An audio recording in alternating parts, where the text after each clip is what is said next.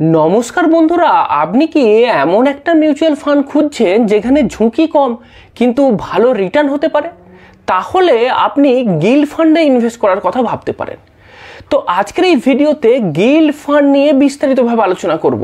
Guild fund কি, এটা কিভাবে কাজ করে, এই ফান্ডে কারা ইনভেস্ট করতে পারবে, এই ফান্ডের বেনিফিটগুলো কি কি, এই ফান্ডে কি রিস্ক আছে, এই ফান্ড থেকে কীরকম রিটার্ন পাওয়া যায় এবং এই ফান্ডের ট্যাক্সেশন এবং সবশেষে কতগুলো টপ পারফর্মিং গিল্ড ফান্ড সম্বন্ধে আমরা আলোচনা করব।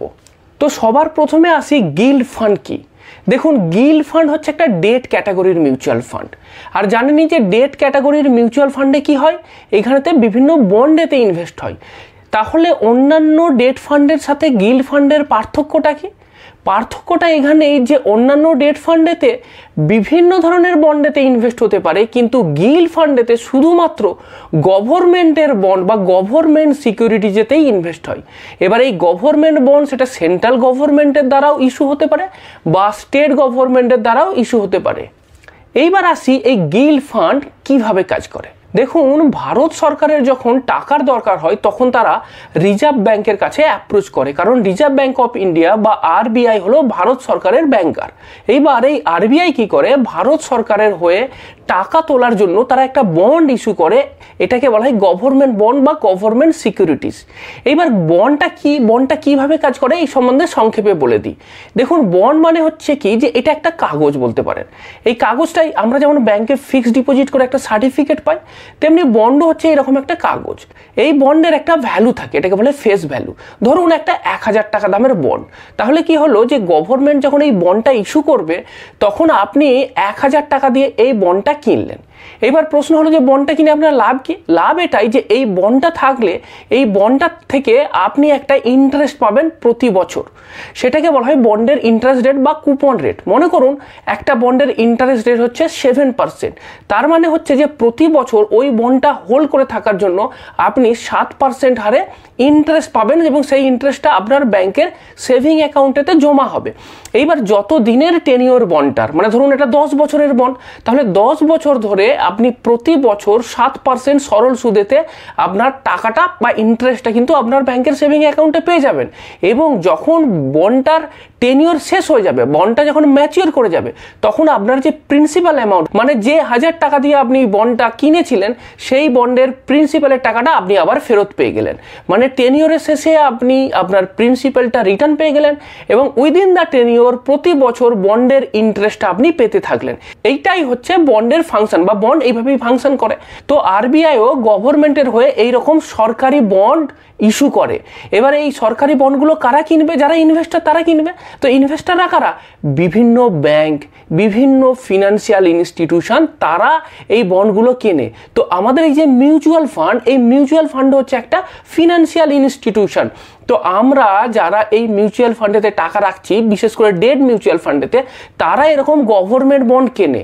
এভাবে গভর্নমেন্ট বন্ডেতে তারা ইনভেস্ট করে এবং তাতে লাভ কি হয়? তাতে মিউচুয়াল ফান্ড কোম্পানির লাভ এটাই যে গভর্নমেন্ট কিন্তু ওই কুপন বা ইন্টারেস্টটা তো প্রতি বছর দিচ্ছে, সুতরাং একটা ফিক্সড ইন্টারেস্ট কিন্তু ওই মিউচুয়াল ফান্ড পেতে থাকবে, কন্টিনিউয়াসলি পেতে থাকবে যতদিন এই বন্ডের টেনিওরটা থাকবে। এবং যখন বন্ডটা ম্যাচিওর করে যাবে তখন আবার এই প্রিন্সিপাল অ্যামাউন্টও ফেরত পেয়ে যাবে, তখন তারা আবার অন্য বন্ডে ইনভেস্ট করবে। এবার প্রতি বছর যে এই ইন্টারেস্টটা পাচ্ছে, সেই ইন্টারেস্টটার জন্য এনএভি বাড়তে থাকবে। তাছাড়াও ধরুন বন্ডটা যখন হোল্ড করে আছে, এমন হতেই পারে যে পুরো টেনিওরের জন্য বন্ডটা হোল্ডই করলাম না, বন্ডটা আগেও বিক্রি করে দেওয়া যেতে পারে যদি বন্ডটার দাম বেশি হয়ে যায়। বন্ড কেউ না, যে বন্ডটা আমি হোল্ড করে রাখছি বা মিউচুয়াল ফান্ড যে বন্ডটা হোল্ড করে রাখছে, সেটাও কিন্তু সেকেন্ডারি মার্কেটে কেনা বেচা হয়। এবং সেই কারণের জন্য ওই যে বন্ডের কথা বলছি, ওই বন্ডেরও দাম উপর নিচে হয়। মানে বন্ডের যে ফেস ভ্যালু, সেই ভ্যালু দিয়ে কেনার পরে সেই বন্ডটা আবার বেশি বা কম দামেও বিক্রি হতে পারে সেকেন্ডারি মার্কেটে। এবার তাহলে আপনার মনে প্রশ্ন আসবে, আচ্ছা বলুন তো তাহলে বন্ডটা কখন দাম বাড়বে আর বন্ডের দাম কখন কম হবে? বন্ড যেটা হোল্ড করে আছি 1000 টাকা দামের, সেই বন্ডের প্রাইসও কি বাড়তে পারে 10 বছরের মধ্যে বা কমতে পারে? হ্যাঁ, সেকেন্ডারি মার্কেটেতে বা এই বন্ডটার দাম কম বেশি হতে পারে, কারণ এই বন্ডটা কিন্তু ট্রান্সফারেবল, আপনি চাইলে এটাকে বিক্রিও করতে পারেন শেয়ারের মতো। এবার প্রশ্ন হলো কখন দাম বাড়বে? দেখুন, যখন বাজারে ইন্টারেস্ট রেট কম হবে তখন এই বন্ডের দাম বাড়বে, আর যখন বাজারের ইন্টারেস্ট রেট বেশি হবে তখন এই বন্ডের দাম কমবে। কেন এরকম হচ্ছে? দেখুন, বুঝুন ব্যাপারটা। বন্ড আমি যেটা কিনেছি তার তো ফিক্সড কুপন রেট আছে বা ফিক্সড ইন্টারেস্ট রেট আছে। মনে করুন আমি একটা 1000 টাকা দামের বন্ড কিনেছিলাম, তার ইন্টারেস্ট রেট হচ্ছিল 7%। তার মানে 10 বছর থ্রু আউট দ্য এই টেনিওর ওর 7% ইন্টারেস্টই থাকবে। এইবার মনে করুন জেনারেল ইকোনমিতে ইন্টারেস্ট রেট কমে গেছে, মনে করুন বর্তমান সময়তে 5% ইন্টারেস্ট পাওয়া যাচ্ছে ইকোনমিতে, তাহলে যে বন্ড হোল্ডার সে তো বেশি ইন্টারেস্ট পাচ্ছে, কারণ এখন তো সে 5%-এর জায়গায় 7% পাচ্ছে, কারণ এখন তো ইকোনমিতে ইন্টারেস্ট রেট কম। ইভেন অন্যান্য আরও যেসব গভর্নমেন্ট বন্ড এখন নতুন ইস্যু হলো সেগুলোও দেখা যাবে ওই 5%-এর আশেপাশে ইন্টারেস্ট দিচ্ছে। তাহলে আপনার কাছে যে পুরনো বন্ড আছে সেটা তো হাই রেটের বন্ড, তাহলে তার তো ক্ষমতা বেশি, সে তো বেশি ইন্টারেস্ট দেয়। তাহলে এখন এই বন্ডটা যদি কেউ কেনে তাহলে কী হবে, সে তো 7% হারে ইন্টারেস্ট পাবে। তাহলে কি হচ্ছে, নিশ্চয়ই কেউ বেশি দাম দিয়ে এটা কিনতে চাইবে, কারণ এই বন্ডটা আমাকে বেশি ইন্টারেস্ট দেয়। সুতরাং 1000 টাকা দামের যে ফেস ভ্যালুর বন্ড ছিল, আমি বলছি এটাকে একটু বেশি দামে কিনবো, আপনি 1100 টাকা দিন আমি কিনে নিই, কারণ আমার লাভ আছে। আমি জানি যে আগামী কয়েক বছর এখান থেকে 7% হারে ইন্টারেস্ট পাবো, যেখানে নর্মাল ইকোনমিতে তার ইন্টারেস্ট রেট হচ্ছে 5%। তো সেই কারণের জন্য ওই বন্ডটার দাম বেড়ে গেল, তো আমি চাইলে সেই বন্ডটাকে বিক্রি করে দিতে পারি। এইবার ঠিক উল্টো কেসটাও হতে পারে যে আপনার বন্ডের ইন্টারেস্ট রেট বা কুপন রেট 7%, কিন্তু ইকোনমির ইন্টারেস্ট রেট হচ্ছে 9%। তখন যে এই বন্ডটা হোল্ড করে আছে তার তো 7% মাত্র রিটার্ন আসবে, আর অন্যান্যগুলো বেশি দামে পাওয়া যাচ্ছে, 9% ইন্টারেস্ট পাওয়া যাচ্ছে। তখন যদি তাকে এই বন্ডটা বেচতে হয় তাহলে কি হবে, তাহলে তাকে তো কম্পেনসেট করতে হবে বন্ডের ফেস ভ্যালুতে। তখন সেটা যখন সে বিক্রি করতে যাবে তখন যে কিনবে সে বলবে দেখুন আপনার বন্ডের তো ইল্ডটা কম আছে, 7% হচ্ছে, বর্তমানে তো ইন্টারেস্ট রেট বেশি আছে, তাহলে আপনার বন্ডটা আমি কিনতে পারি আপনি যদি বিক্রি করেন, কিন্তু আপনাকে 1000 টাকার বন্ডটা 900 টাকাই দিতে হবে। তাহলে যে ইন্টারেস্ট রেট কম হলো সেটা আপনার ওই প্রিন্সিপাল ভ্যালুতে মেকআপ হয়ে গেল। তো এইভাবেই বন্ডের প্রাইস কিন্তু ওঠানামা করে। তাহলে আপনার কাছে দুটো জিনিস তো ক্লিয়ার হয়ে গেল যে এই গিল্ড ফান্ডের রিটার্নটা করতে কি হয়। প্রথম আমি যেটা বলছিলাম যে interest rate through out the tenure, ওই গভর্নমেন্ট সিকিউরিটিস থেকে ইন্টারেস্ট পাওয়া যাবে। 2 নম্বর হচ্ছে ক্যাপিটাল গেন। যদি ওই ফান্ডের ম্যানেজারের মনে হয় যে সিকিউরিটিসটাকে আমি হোল্ড করে রেখেছি এখন এটাকে আমি বেশি দামে বিক্রি করে দিতে পারবো, 10 বছর হোল্ড করারই দরকার নেই, তিনি চাইলে এই বন্ডটাকে বিক্রি করে দিতে পারেন, আবার নতুন বন্ডে ইনভেস্ট করবেন, তাহলে বন্ড বিক্রি করেও গেন হতে পারে, সেক্ষেত্রে তার সেটা হবে ক্যাপিটাল গেন। এইবার প্রশ্ন হলো যে এই গিল্ড ফান্ডের বেনিফিটগুলো কী কী। দেখুন প্রথম যে বেনিফিট সেটা হচ্ছে যে গভর্নমেন্ট সিকিউরিটিজেতে ইনভেস্ট করা। অনেক ক্ষেত্রে কি হয়, আমরা চাইলেও ডাইরেক্টলি গভর্নমেন্ট যে বন্ড সেখানেতে ইনভেস্ট করতে পারি না, বা ইনভেস্ট করতে চাইলেও তার অনেক সমস্যা থাকতে পারে, আমার ডাইরেক্ট অ্যাক্সেস না থাকতে পারে। তো সেক্ষেত্রে আমি কি করতে পারি যে ডাইরেক্ট গভর্নমেন্ট বন্ডেতে ইনভেস্ট না করে আমি যদি গভর্নমেন্ট বন্ডের যে ফান্ড আছে সেখানেতে ইনভেস্ট করি তাহলে গভর্নমেন্ট বন্ডের ইনভেস্টমেন্টের সুবিধাগুলো তো আমি পেয়ে যাব। তাহলে আমি কি করব, আমি গিল্ড ফান্ডেতে ইনভেস্ট করব যারা কিনা আবার ওই গভর্নমেন্ট বন্ডেতে ইনভেস্ট করে। সুতরাং ইনডাইরেক্টলি আমি ফান্ডের থ্রু দিয়ে গভর্নমেন্ট বন্ডেতে ইনভেস্ট করতে পারছি। 2 নম্বর অ্যাডভান্টেজ হচ্ছে যে মিনিমাম ক্রেডিট রিস্ক। এইবার প্রশ্ন হলো ক্রেডিট রিস্ক কি। দেখুন যখন আমি বন্ডে ইনভেস্ট করছি তখন একটা জিনিস আমাকে সবসময় মাথায় রাখতে হবে, আর সেটা হলো যে ক্রেডিট রিস্ক।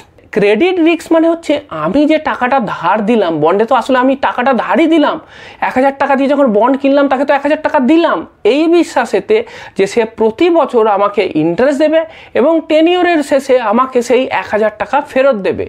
এইবার ধরুন আমি যদি কোনো কোম্পানিরও এইরকম বন্ড কিনি এবং যদি সেই কোম্পানিটা ডুবে যায় তাহলে আমার বন্ডের কি হবে, আমার তো সব টাকা ডুবে যাবে। কিন্তু গভর্নমেন্টের ক্ষেত্রে আমাদের এই বিশ্বাসটা থাকছে যে গভর্নমেন্ট তো ডিফল্ট করবে না, গভর্নমেন্ট ডিফল্ট করে গেলে তো পুরো ইকোনমিটাই ডাউন হয়ে যাবে।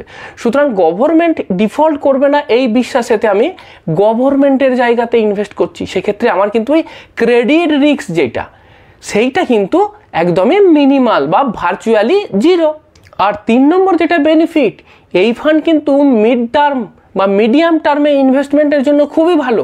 যদি আপনি হিস্টোরিক্যাল ডেটা দেখেন তাহলে দেখতে পাবেন যে বর্তমান সময়ে গত 1 বছরে 10 থেকে 11%, 2 থেকে 3 বছরের টেনিওরেও কিন্তু 9%-এর কাছাকাছি রিটার্ন এসেছে, 5 বছরের টেনিওরে একটুখানি কম আছে, আবার যদি 10 বছরের টেনিওর দেখেন তাহলেও কিন্তু 8%-এর বেশি কিন্তু এইখান থেকে সিএজিআর রিটার্ন দিয়েছে।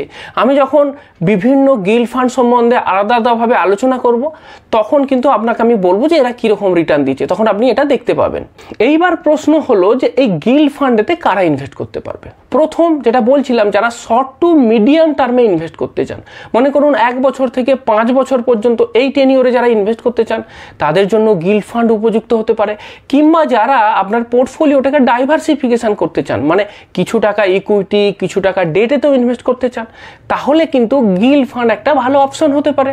3 নম্বর, যারা রিটায়ার্ড এমপ্লয়ি এবং একটু লম্বা সময়ের জন্যই সেফ জায়গাতে ইনভেস্ট করতে চান, তাদের জন্যও কিন্তু গিল্ড ফান্ড একটা ভালো উপযুক্ত হতে পারে। এইবার আসি গিল্ড ফান্ডের রিস্কেতে। গিল্ড ফান্ডের কি রিস্ক আছে? গিল্ড ফান্ডের রিস্ক অবশ্যই আছে, এবং সেইটা হচ্ছে আপনার ইন্টারেস্ট রেট রিস্ক। কেন এটা হয়? আপনাকে আমি বলেইছিলাম যে গিল্ড ফান্ডেতে যখন ইনভেস্ট হয় তখন বন্ডেতে ইনভেস্ট হয়, আর বন্ডের প্রাইসটা তো ফ্ল্যাকচুয়েট করে। আবার যখনই বন্ডের প্রাইস ফ্ল্যাকচুয়েট করবে তখন মিউচুয়াল ফান্ড, তারা তো বন্ডেতে ইনভেস্ট করেছে, তো মিউচুয়াল ফান্ডের এনএভিটা কিভাবে ক্যালকুলেশন হয়? মিউচুয়াল ফান্ড যে বন্ডগুলোতে ইনভেস্ট করে রেখেছে সেইটার ওই দিনের তার যে ভ্যালু আছে সেই ভ্যালুর উপর বেস করেই কিন্তু মিউচুয়াল ফান্ডের ভ্যালুয়েশনটা হয়, এনএভিটা সেইভাবেই ক্যালকুলেশন হয়। এটাকে বলা হয় মার্ক টু মার্কেট ভ্যালুয়েশন। মানে ধরুন আজকে আমি একটা বন্ডেতে, ধরে নিলাম আমি একটাই বন্ডেতে ইনভেস্ট করেছি মিউচুয়াল ফান্ড এবং তার দাম 1000 টাকা। এইবার আজকে যদি দেখা যায় যে ইন্টারেস্ট রেট কমে গেছে, তাহলে কি হবে? তাহলে বন্ডের প্রাইসটা বেড়ে যাবে, তাহলে 1000 টাকার জায়গায় তার দাম হয়ে যেতে পারে 1100 টাকা। তাহলে কি হবে? এনএভিটা তো বেড়ে যাবে, কারণ বন্ডের ভ্যালু বেড়ে গেছে মানে মিউচুয়াল ফান্ডের অ্যাসেটের দাম বেড়ে গেছে, এনএভিও বেড়ে যাবে। আবার ঠিক উল্টো, যদি ইন্টারেস্ট রেট বেড়ে যায় তাহলে দেখা যাবে যে বন্ডের ভ্যালুটা কমে গেছে, মানে 1000 টাকার বন্ড এখন মার্কেট প্রাইস হয়ে গেছে 900 টাকা। যদিও আমি আজকে নাও বিক্রি করতে পারি বন্ডটাকে, সেটা আলাদা কথা, কিন্তু যখন আমি ভ্যালুয়েশন করবো তখন তো আমি আজকের ভ্যালুয়েশনটাই ধরবো, তখন আমি ধরবো এর ভ্যালুয়েশন 900 টাকা। তো যখন এর ভ্যালুয়েশনটা কমে গেল তার মানে এর এনএভিটা কমে গেল। তো এইরকম এনএভি কিন্তু ফ্ল্যাকচুয়েট করবে, সেটা কিন্তু ইন্টারেস্ট রেটের উপরেতে বেস করে এর এনএভিটা ফ্ল্যাকচুয়েট করবে। তাহলে এনএভিটা কখন বাড়বে? যখন ইন্টারেস্ট রেট কম থাকবে তখন এনএভিটা বেশির দিকে হবে, আর যখনই ইন্টারেস্ট রেট কম হবে তখন কিন্তু এর এনএভি বেশির দিকে হবে। আর দ্বিতীয় যেটা আছে সেটা হচ্ছে যে এখানেও তো কিন্তু এক্সপেন্স রেশিও আছে, মিউচুয়াল ফান্ড তো এখানে তো কিন্তু ওই ফান্ড পরিচালনা করার জন্য খরচা আছে, সুতরাং এখানেও কিন্তু এক্সপেন্স রেশিও দিতে হবে, এটা কিন্তু আমাদের মাথায় রাখতে হবে। এরপরে আমরা জানবো এই গিল্ড মিউচুয়াল ফান্ডের ট্যাক্সেশনের ব্যাপারে। ট্যাক্সেশন তো জানতেই হবে, যেখানে ইনভেস্ট করবেন ট্যাক্সেশনের ব্যাপারটা কিন্তু ভালো মতো জেনে রাখতে হবে। তো এই ডেট মিউচুয়াল ফান্ড ক্যাটাগরির ট্যাক্সেশনের রুলটা হচ্ছে এটাই বর্তমান সময়েতে, সেটা হচ্ছে যে আপনি যতদিনের জন্যই হোল্ড করুন না কেন, এই হোল্ডিং পিরিয়ড ব্যতি রেখে আপনি যখনই কিনে যখনই কিছু বিক্রি করুন না কেন, সেইখানেতে আপনার যে টাকাটা ক্যাপিটাল গেন হবে সেই টাকাটা আপনার ট্যাক্সেবল ইনকামের সাথে যোগ হয়ে গিয়ে আপনার ইনকাম ট্যাক্সের স্ল্যাব রেট অনুযায়ী আপনাকে ট্যাক্স দিতে হবে। মানে ফিক্সড ডিপোজিটের যেরকম হয়, ফিক্সড ডিপোজিটের ইন্টারেস্টের যেরকম ট্যাক্সেশন রুল, এখানেরও ট্যাক্সেশন রুলটা একদমই সেম। চলুন আপনাকে এই ট্যাক্স ক্যালকুলেশনটা একটা এক্সাম্পল দিয়ে বুঝিয়ে দিই। মনে করুন কোনো একজন ভদ্রলোক 2017-18 সালে 10 লাখ টাকা এই গিল্ড ফান্ডেতে জমা করেছিলেন। এইবার তিনি এটাকে হোল্ড করে রেখেছিলেন ফান্ডটা। 2022-23 এসে দেখা গেল যে তার গিল্ড ফান্ডের ভ্যালু বেড়ে গেছে, এখন কত হয়ে গেছে? 20 লাখ টাকা। তিনি কি করলেন? সমস্ত গিল্ড ফান্ড বিক্রি করে দিলেন। তাহলে প্রশ্ন হলো তাকে কত ট্যাক্স দিতে হবে? তো ট্যাক্স কত দিতে হবে সেটা তো ডিপেন্ড করছে তার ক্যাপিটাল গেন কত হচ্ছে তার উপরেতে। তো প্রথমে আমরা ক্যাপিটাল গেন বের করি। গেন কত হয়েছে? আমি বিক্রি করেছি 20 লাখে, কিনেছি 10 লাখে, 10 লাখ টাকা লাভ। এবার আমি বলেছি যে লাভটা হলো সেইটা তার ইনকাম ট্যাক্সের স্ল্যাব অনুযায়ী হবে, সে কত পার্সেন্ট ট্যাক্স ব্র্যাকেটে আছে সেটার উপর ডিপেন্ড করবে। মনে করুন সেই ভদ্রলোক 10% ট্যাক্স ব্র্যাকেটেতে আছেন, তাহলে তার ওই 10 লাখ টাকার উপর 10% মানে তাকে 1 লাখ টাকা ট্যাক্স দিতে হচ্ছে। যদি তিনি 20% ট্যাক্স ব্র্যাকেটে থাকেন তাহলে 2 লাখ টাকা ট্যাক্স দিতে হবে। যদি 30% ট্যাক্স ব্র্যাকেটে থাকেন তাহলে তাকে 3 লাখ টাকা ট্যাক্স দিতে হবে। তো এইভাবে ট্যাক্সটা ক্যালকুলেশন হবে। আর যেটা বলছিলাম যে হোল্ডিং পিরিয়ডের কিন্তু কোনো ভূমিকা নেই। 2017-18 সালে কিনে যখন খুশি বিক্রি করুন, 1 বছর 2 বছর 5 বছর, নিয়ম কিন্তু একই। যখনই বিক্রি করুন যা লাভ হবে তার উপরেতে এই পার্সেন্টেজে তাকে ট্যাক্স দিতে হবে। এইবার আসি এই গিল্ড ফান্ডের কতগুলো এক্সাম্পলে, কতগুলো ভালো গিল্ড ফান্ড সম্বন্ধে আমি বলবো। প্রথম যেটা সেটা হচ্ছে SBI guild fund. SBI guild fund একটা নামকরা গিল্ড ফান্ড, পুরনো guild fund. Asset under management যদি দেখেন, মানে গিল্ড ফান্ডের সাইজটা কত বড়, তাহলে দেখা যাবে এর সাইজই সব থেকে বড়। সেই এসবিআই গিল্ড ফান্ডের আমি যেদিন এই ভিডিওটা বানাচ্ছিলাম সেই দিনে এর AUM সাইজ, মানে অ্যাসেট আন্ডার ম্যানেজমেন্টের সাইজ হচ্ছে 11,954 কোটি টাকা। মানে বুঝতে পারছেন, সব থেকে বড় guild fund SBI guild fund. চলুন এইবার এর রিটার্নটা আমি দেখে নিই।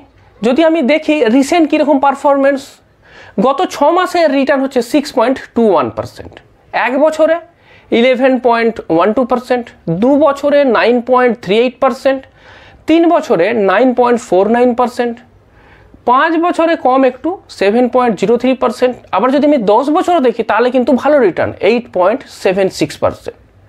তো প্রথম হলো এটা এসবিআই গিল্ড ফান্ড। 2 নম্বর, এটাও পুরনো ফান্ড, নাম করা ফান্ড, এইটা হচ্ছে আইসিআইসিআই প্রুডেন্সিয়াল গিল্ড ফান্ড। এরও যদি AUM সাইজ দেখেন, এটা 2 নম্বরে আছে। এর যে AUM সাইজ সেটা হচ্ছে 7,166 কোটি টাকার মতো। এর রিটার্নটা কিরকম আসছে দেখে নিন। 1 বছরে হচ্ছে 11.08%, 2 বছরে 9.60%, 3 বছরে 9.41%, 5 বছরে 7.16% এবং 10 বছরে আসছে 8.77%। এরপরে আসছি 3 নম্বর ফান্ড। 3 নম্বরে আছে আপনার HDFC গিল্ড ফান্ড। আচ্ছা, এই প্রসঙ্গে একটা কথা বলে রাখি, এই যে 1 নম্বর 2 নম্বর 3 নম্বর বলছি, এটা কিন্তু সিরিয়াল নাম্বার, হ্যাঁ, প্রায়োরিটি নাম্বার না। আমি কিন্তু বলছি না যে এই 1 নম্বর মানেই সব থেকে ভালো, 2 নম্বর মানেই তার থেকে খারাপ, এরকম না। কিন্তু আমি পরপর বলে যাচ্ছি, এমন নয় যে এটাই বেস্ট হবে বা 3 নম্বরটা খারাপ 1 নম্বরটা ভালো, এরকম কিন্তু না। আমি একটা জাস্ট সিরিয়াল অনুযায়ী আপনাকে বলছি। 3 নম্বরে হচ্ছে HDFC গিল্ড ফান্ড। এর অ্যাসেট আন্ডার ম্যানেজমেন্ট যদি দেখেন সেটাও প্রায় 3,006 কোটি টাকার মতো। এর রিটার্ন কীরকম এসছে সেটা আপনাকে আমি শো করেছি লিস্টে, আর রিড করছি না। এইবার এইগুলো ছাড়াও আরও অনেক ফান্ড আছে যেগুলো কিন্তু কনসিস্টেন্টলি ভালো পারফর্ম করেছে, যেমন ধরুন নিপন ইন্ডিয়া গিল্ড ফান্ড, তারপর ধরুন Baroda BNP Paribas gilt fund, Tata gilt fund, HSBC gilt fund, UTI gilt fund, এইগুলো কিন্তু ভালো পারফর্ম করেছে। এমন নয় যে এইগুলোকে রেকমেন্ড করা যাচ্ছে না, সবগুলোই ভালো, যে কোনো একটাতেই ইনভেস্ট করতে পারেন। তার উপরে এগুলো গভর্নমেন্ট সিকিউরিটিতে ইনভেস্ট করে। দেখুন আপনি এদের রিটার্নটাও দেখবেন যে একদমই কাছাকাছি। সুতরাং এইরকম বলা যাবে না যে এইটাই খুব ভালো এটা খারাপ, এরকম না। মোটামুটি সবাই ভালো পারফর্ম করেছে, সবাই একই রকম পারফর্ম করে। আপনার দেখতে হবে ক্যাটাগরি, যদি আপনার ইনভেস্টমেন্ট গোলের সাথে এটা ম্যাচ করে তাহলে এই ক্যাটাগরি যে কোনো একটাতেই ইনভেস্ট করতে পারেন, সেটা আপনার পছন্দ মতো আপনি ইনভেস্ট করবেন।